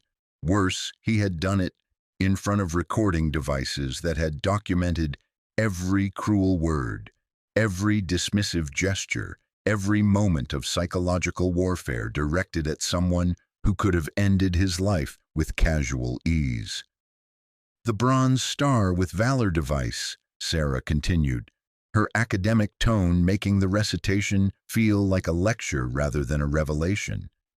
The Purple Heart with Oak Leaf Cluster, the Defense Superior Service Medal, the Legion of Merit. Each decoration was mentioned with the same matter-of-fact delivery that she might have used to discuss historical events, but their cumulative weight was crushing. Amy Chen felt tears beginning to form as she recognized that they had witnessed something unprecedented, the systematic humiliation of someone whose service record represented sacrifice and dedication that existed beyond civilian comprehension. Her grandfather's stories about military honor suddenly seemed immediate and personal in ways that made her ashamed of her passive participation in the morning's events. "Ma'am," Marcus said, his voice carrying the kind of respect that came from genuine understanding of what military service at Sarah's level actually meant. "We had no idea. I mean, we never should have, but we really didn't understand who you were." Sarah's response came with the measured precision of someone who had spent years delivering briefings where every word carried weight that could affect international relations. "The question isn't whether you knew who I was," she said quietly, her voice carrying authority that didn't need volume or aggression to command absolute attention. "The question is whether your behavior would have been different if you had known. Should respect be conditional on someone's ability to retaliate? Should basic human dignity depend on military rank or professional accomplishments?" The questions hit the room like precision strikes, each one exposing the moral bankruptcy of the morning's events in ways that made defensive responses impossible.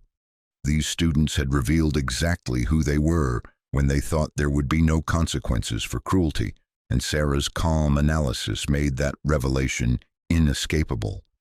But it was what happened next that transformed the situation from personal reckoning to institutional crisis.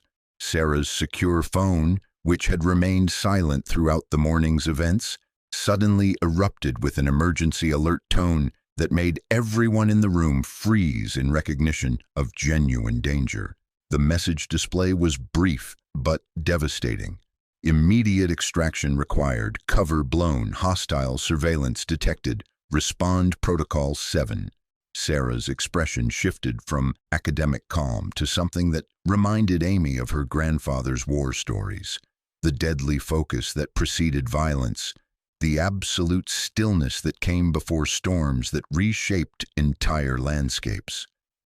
"Everyone remain exactly where you are," she said, her voice carrying command authority that belonged in combat zones rather than classrooms. "Do not move, do not speak, and do not activate any electronic devices until I tell you otherwise." The transformation was instantaneous and complete. The gentle substitute teacher disappeared entirely, replaced by Lieutenant Colonel Sarah Mitchell, Delta Force commander, someone whose professional existence was dedicated to operations that occurred in the spaces between peace and war. And Brandon Hartwell, still standing in the center of the room, with his confident smile finally completely erased, suddenly understood that his morning's entertainment had just become the most dangerous situation he would ever face. The emergency alert transformed room 247 from a high school classroom into something resembling a tactical operations center. Sarah's movements became fluid and purposeful as she activated protocols that had been drilled into her through years of operations where hesitation meant death. Her modest messenger bag revealed equipment that no substitute teacher would ever carry: encrypted communication devices, tactical assessment tools, and other items that spoke of preparation for scenarios far beyond educational emergencies. Protocol 7 means we have approximately 8 minutes before this building is surrounded by hostile forces, Sarah explained, her voice carrying the clinical precision of someone delivering a combat briefing. "Everyone needs to understand that your lives now depend on following my instructions exactly, without question or delay." Brandon stood frozen in the center of the room, his psychological world completely shattered by revelations that had moved far beyond humiliating personal exposure into territory that threatened his physical safety. The confident teenager who had dominated classroom dynamics for years had been replaced by someone struggling to process realities that existed far beyond his privileged experience. Jessica felt her phone slip from nerveless fingers as the implications of their situation began to penetrate her consciousness. The morning's cruel entertainment had somehow escalated into what sounded like a genuine security emergency, and her family's wealth seemed utterly irrelevant in the face of threats that operated according to rules she had never encountered. "Ma'am," Marcus said, his father's Pentagon connections allowing him to process tactical communications more quickly than his classmates. "When you say hostile forces, are we talking about actual military threats?" Sarah's response came while her hands moved across her devices with practiced efficiency, implementing security measures that transformed the classroom's electronic environment in ways that were invisible but comprehensive. 3 months ago, intelligence agencies identified a network of foreign operatives who had been systematically infiltrating American educational institutions, she explained, her briefing tone making complex geopolitical realities accessible to civilian minds. Their objective was to identify and recruit the children of high-value political and economic targets for long-term intelligence exploitation. Around the room, students began to understand that their privileged backgrounds, which had always seemed like advantages, had actually made them targets in conflicts they had never imagined. The wealth and political connections that defined Ridgewood High's student body weren't just social currencies. They were strategic assets that hostile intelligence services wanted to control. Amy Chen, whose grandfather's military experience had given her frameworks for understanding international threats, felt the pieces clicking together with horrible clarity. "They've been monitoring Ridgewood High specifically because of who our parents are," she said, her voice carrying the weight of sudden understanding. "Correct," Sarah confirmed, her tactical assessment continuing even as she provided explanation. "Your classmate's father serves on the House Intelligence Committee. Another student's mother runs the largest defense contracting firm on the East Coast. This isn't random targeting, it's strategic intelligence collection aimed at the next generation of American leadership."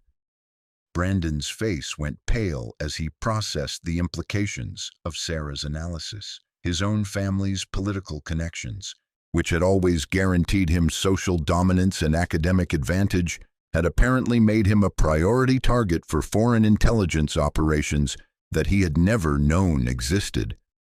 "But why are you here?" Jessica managed, her voice barely above a whisper as she struggled to comprehend how her comfortable world had become the center of international espionage. Sarah's explanation came with the efficiency of someone accustomed to briefing civilian personnel on classified operations. Operation Classroom Shield was designed as a comprehensive assessment of educational security vulnerabilities, she said, her devices continuing their electronic sweep of the building's communication networks. "I've been conducting deep cover evaluation of Ridgewood High's culture, security protocols, and student population for the past 6 months." The revelation that Sarah had been operating undercover for months, rather than arriving that morning as a substitute teacher, added another layer of complexity to their situation.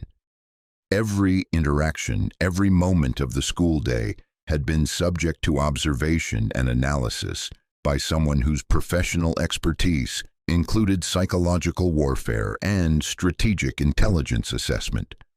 Marcus felt his understanding of recent events undergo complete revision as he realized the scope of what they had stumbled into. "The hostile surveillance you mentioned, they've been watching the school all along." "They've been conducting comprehensive reconnaissance for weeks," Sarah confirmed, her tactical display showing patterns of electronic intercepts that spoke of sophisticated intelligence operations. But this morning's classroom incident triggered responses that exposed their network. When video of our confrontation began circulating through communication channels, it provided the final pieces of intelligence they needed to identify me as federal law enforcement. Amy Chen felt a chill run down her spine as she understood the implications of the morning's recorded interactions. The phones that had documented their cruel entertainment hadn't just captured teenage social drama, they had inadvertently provided intelligence to hostile foreign operatives who had been systematically monitoring Ridgewood High's electronic communications. "The recordings," she whispered, horror evident in her voice. "We gave them everything they needed to identify you." Sarah's expression remained professionally calm, but her tactical assessment acknowledged Amy's correct analysis. "The Foreign Intelligence Network has been monitoring all electronic communications from this facility for weeks. When students began uploading video of a substitute teacher demonstrating advanced military knowledge, their analysis protocols identified potential special operations personnel conducting undercover assessment." Brandon's psychological collapse reached new depths as he realized that his morning's entertainment had not only humiliated someone whose military service deserved respect, it had also compromised a federal intelligence operation and potentially endangered everyone in the building. "What happens now?" he asked, his voice carrying none of his earlier confidence.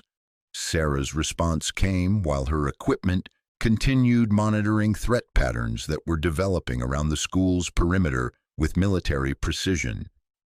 "Right now, hostile surveillance teams are implementing extraction protocols designed to capture high-value intelligence targets before American response teams can intervene," she explained, her briefing tone making complex tactical realities understandable to civilian minds.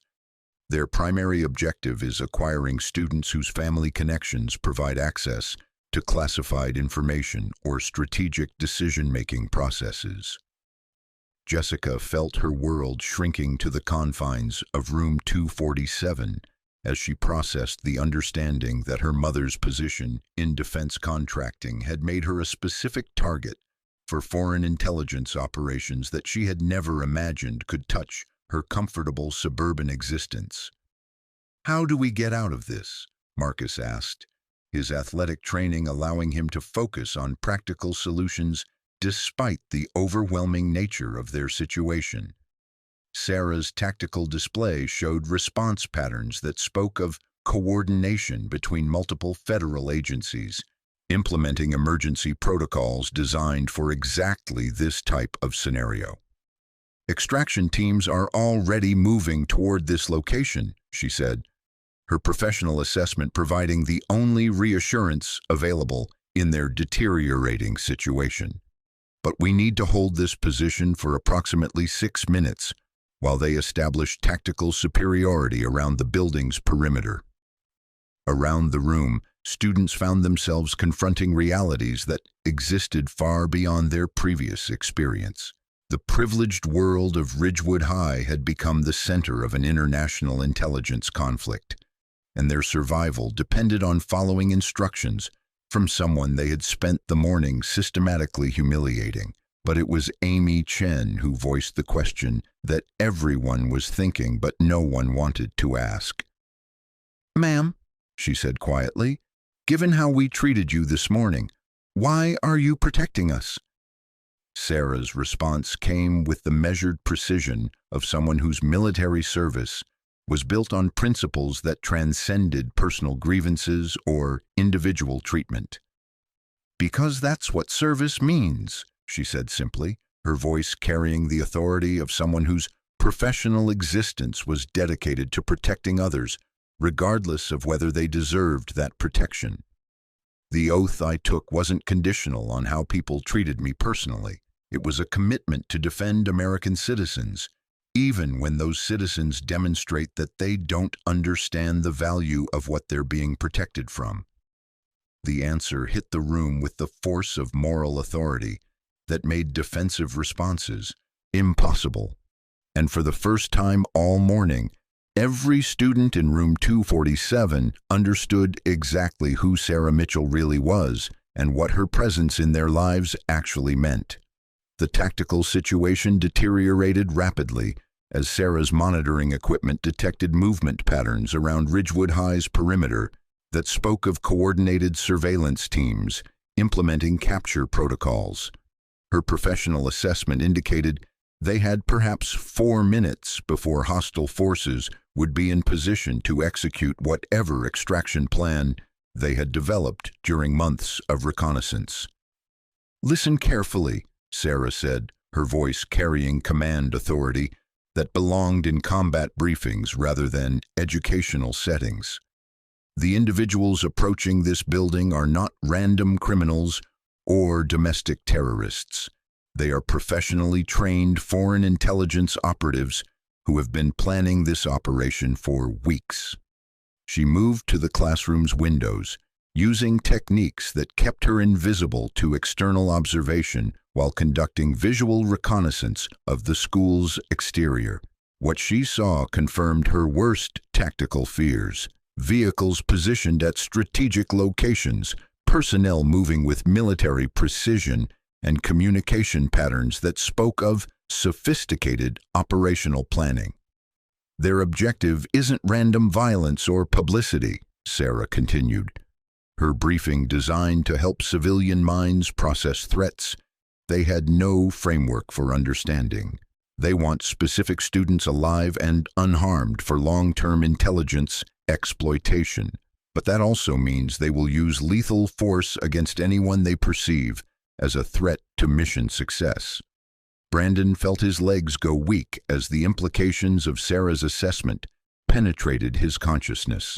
The morning's cruel entertainment had somehow escalated into a situation where his life was threatened by foreign intelligence operatives who had been systematically monitoring his privileged existence for purposes he couldn't begin to comprehend. Jessica's breathing became rapid and shallow as panic began overwhelming her psychological defenses. Her family's wealth and political connections, which had always provided security and advantage, had somehow transformed into vulnerabilities that made her a target for international conflicts that existed far beyond her suburban experience. "Ma'am," Marcus said, his athletic training allowing him to maintain functional composure despite the overwhelming nature of their situation. "What can we do to help? We can't just sit here while you handle professional killers by yourself." Sarah's response acknowledged Marcus's courage while recognizing the tactical realities of their situation. "Your best contribution is following instructions exactly and avoiding any actions that could complicate extraction procedures," she said, her professional assessment delivered with the efficiency of someone accustomed to briefing civilian personnel on survival protocols. "These operatives have been trained to exploit chaos and confusion. Disciplined compliance with tactical directions is your most effective form of assistance." Amy Chen, whose grandfather's military stories had given her some understanding of combat psychology, recognized that Sarah was implementing procedures designed to keep untrained personnel alive in hostile environments. "Are you saying we should just trust that help is coming?" she asked, her voice carrying genuine curiosity rather than challenge or doubt. Sarah's tactical display showed response patterns that spoke of multiple federal agencies coordinating emergency protocols with precision that came from extensive planning and preparation. "Help isn't coming," Sarah said, her correction delivered with matter-of-fact precision. "Help is already here. What you're seeing is the final phase of a comprehensive counterintelligence operation that has been developing for months. The hostile surveillance team thinks they're implementing a capture operation. What they're actually doing is walking into a federal law enforcement trap that will eliminate their entire network." Around the room, students began to understand that they weren't just victims of an international incident. They were witnesses to the conclusion of a sophisticated intelligence operation that had been conducted at the highest levels of federal law enforcement. Brandon's psychological reconstruction began as he processed the understanding that Sarah's morning presence hadn't been accidental substitution but rather the culmination of months of planning designed to protect students like himself from threats they had never known existed. All of this, he said slowly, his voice carrying the weight of someone whose worldview was undergoing fundamental revision. The foreign surveillance, the federal response, the extraction teams, it's all been planned. Sarah's explanation came while her equipment continued monitoring communication patterns that showed federal forces establishing tactical control around the building's perimeter with military precision. Operation Classroom Shield was designed to identify and eliminate foreign intelligence networks targeting American educational institutions, she confirmed. Today's events provided the final provocation necessary to force hostile operatives into actions that would expose their entire organizational structure for comprehensive neutralization. Jessica felt her understanding of recent events undergo complete transformation as she realized that her morning's participation in cruel entertainment had been observed and assessed not just by Sarah but by federal intelligence analysts whose professional responsibilities included protecting privileged students from international threats they couldn't comprehend. "You've been watching us for months," she said, her voice carrying a mixture of embarrassment and growing comprehension. "Everything we did, everything we said, it was all part of your assessment." Sarah's professional acknowledgement came with the clinical detachment of someone whose military career had required observation and evaluation of civilian behavior under various stress conditions. Cultural assessment was a secondary objective, she confirmed. The primary mission involved establishing sufficient intelligence penetration to identify and map the entire foreign surveillance network. But understanding how Ridgewood High's privileged student population responded to perceived authority and social pressure provided valuable insights into psychological vulnerabilities that hostile intelligence services might exploit. Marcus felt pieces clicking together as he understood the scope of what they had witnessed and participated in throughout the morning. "Our behavior toward you wasn't just morally wrong," he said, his voice carrying the weight of someone whose competitive instincts had been redirected toward genuine understanding. It was exactly the kind of weakness that foreign operatives would look for in potential recruitment targets. "Correct," Sarah confirmed, her tactical assessment acknowledging Marcus's accurate analysis. "Students who demonstrate willingness to abuse perceived inferiors, who show comfort with psychological manipulation, who prioritize social dominance over moral principles, these characteristics create vulnerabilities that can be exploited by hostile intelligence services." Amy Chen's grandfather's stories about military honor suddenly seemed immediate and personal as she recognized that their morning's behavior had revealed exactly the kinds of character weaknesses that enemies of American democracy would seek to cultivate and exploit. "We showed them everything they needed to know about how to manipulate us," she said quietly, shame evident in her voice. But it was Sarah's response that began the process of redemption and transformation that would define everything that followed. "You also demonstrated capacity for growth, moral recognition, and willingness to acknowledge mistakes," she said, her voice carrying the authority of someone whose professional experience included psychological assessment and human development. "The question isn't whether you made errors in judgment.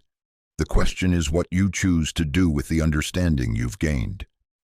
Her secure communication device chimed with an update that made her expression shift from tactical concern to professional satisfaction. "Hostile network neutralized," she announced, her briefing tone delivering information that transformed their situation from immediate danger to educational opportunity. "All foreign operatives in federal custody, surveillance systems dismantled, student population secure." Around the room, The tension that had built throughout the morning began to ease as students processed the understanding that their immediate physical safety had been restored. But Sarah's next words made it clear that their real education was just beginning. Now we address the institutional and cultural issues that created vulnerabilities in the first place, she said, her voice carrying the authority of someone whose mission extended far beyond tactical operations into the realm of systemic transformation. Because protecting you from foreign threats is only half the equation, the other half involves helping you become the kind of leaders who can't be compromised, manipulated, or turned against the principles that make American democracy worth defending. 6 months later, the transformed landscape of Ridgewood High bore little resemblance to the toxic environment that had existed before Operation Classroom Shield reached its dramatic conclusion.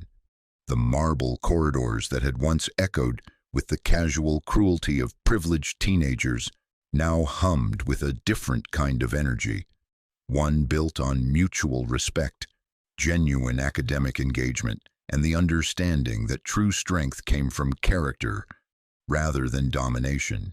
Principal Janet Morrison stood in the doorway of room 247, observing what had become known throughout the district as the Leadership Ethics Seminar.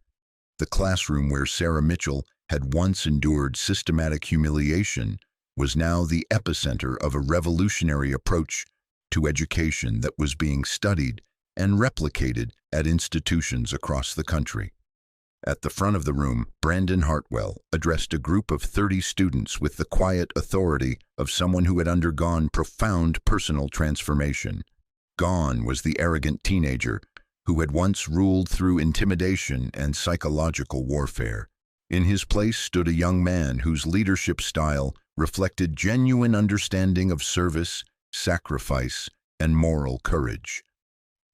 6 months ago, I stood in this exact spot and demonstrated everything a leader shouldn't be, Brandon began, his voice carrying the weight of hard-won wisdom. I used my position and privilege to humiliate someone I perceived as weak. I confused dominance with strength, cruelty with competence, and social power with actual authority. The students listening to him remained silent, many of them witnesses to the transformation that had begun on that Friday morning when a substitute teacher had revealed herself to be something far more dangerous and infinitely more valuable than anyone had imagined. What I didn't understand then, Brandon continued, what the entire culture of this school didn't understand, was that our behavior wasn't just morally wrong, it was strategically catastrophic. We were creating exactly the kind of psychological vulnerabilities that enemies of American democracy actively seek to exploit. Jessica Penworth, now serving as student coordinator for the school's new peer mentorship program, nodded from her position near the window. Her own journey from entitled bully to compassionate leader had been perhaps even more dramatic than Brandon's, requiring her to confront not just her actions, but the systemic advantages that had shaped her worldview since childhood. The foreign intelligence operatives who had been monitoring our school for months weren't just gathering information, Jessica added, her contribution seamlessly integrated into Brandon's presentation. They were identifying students whose character weaknesses made them potential assets for long-term exploitation. Our willingness to abuse others, our comfort with psychological manipulation, our belief that wealth justified cruelty. These weren't just personality flaws, they were national security vulnerabilities. Marcus Torres, who had discovered unexpected talents for conflict resolution and ethical leadership, stepped forward to address the practical implications of the morning that had changed everything. The lesson isn't that we should have recognized Lieutenant Colonel Mitchell's military credentials, he said, his voice carrying the measured confidence of someone who had learned to lead through service rather than intimidation. The lesson is that respect and dignity should never be conditional on someone's ability to retaliate or their social status. Amy Chen, now president of the student body and headed to West Point on a full scholarship, felt her grandfather's military wisdom flowing through her words as she addressed the emotional core of their transformation. My grandfather used to tell me that true warriors protect those who can't protect themselves, she said quietly. What we learned that morning was that Lieutenant Colonel Mitchell was already protecting us, not from foreign threats we didn't know existed, but from becoming the kind of people who could be turned against everything our country represents. In the back of the room, Derek Thornfield sat quietly, his presence a stark reminder of how institutional transformation required acknowledging systemic failures rather than simply addressing individual misconduct. The vice principal, who had once ruled through intimidation and psychological abuse, was now completing his final weeks at Ridgewood High before transferring to a position with significantly reduced authority and ongoing psychological evaluation. Principal Morrison had made the difficult decision to retain Derek during the transformation process, recognizing that truly addressing cultural problems required confronting rather than simply removing their sources. His visible presence served as a constant reminder that toxic leadership created vulnerabilities that extended far beyond individual careers into the realm of national security. But it was the arrival of Lieutenant Colonel Sarah Mitchell herself that transformed the seminar from academic discussion to living testament to the principles they were exploring. She entered room 247 with the same quiet grace that had characterized her initial appearance 6 months earlier, but now her presence commanded immediate respect rather than inspiring contempt. "Good morning, everyone," Sarah said, her voice carrying the same gentle quality that had once been mistaken for weakness, but was now understood to represent strength so profound it needed no announcement. "I hope you don't mind if I observe today's discussion." Brandon felt a familiar mixture of gratitude and shame as he looked at the woman whose patient endurance of his cruelty had ultimately saved not just his future but potentially his life. The foreign intelligence network that had been monitoring Ridgewood High had specifically identified him as a high-priority recruitment target, and his psychological profile suggested he would have been particularly vulnerable to the sophisticated manipulation techniques they employed.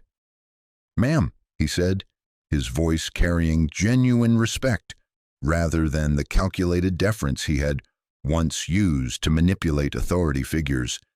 "We were just discussing how the events of that Friday morning revealed vulnerabilities that extended far beyond individual character flaws into institutional and cultural problems that affected national security."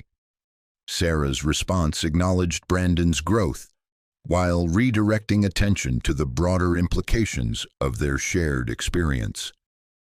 "What you've accomplished here goes far beyond addressing past mistakes," she said, her academic tone making complex strategic realities accessible to young minds still developing their understanding of leadership and responsibility. "The transformation of Ridgewood High has become a model for educational institutions across the country because it demonstrates that cultural change is possible when people are willing to confront uncomfortable truths about themselves and their institutions." She moved through the classroom with measured steps, her presence creating space for honest discussion rather than demanding attention through dominance or intimidation.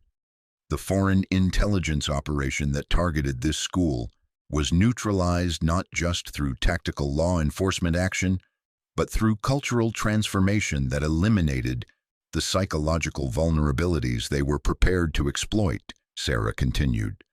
"Students who understand that strength comes from character rather than power, who recognize that true leadership flows from service rather than domination, become immune to the manipulation techniques that hostile intelligence services depend upon."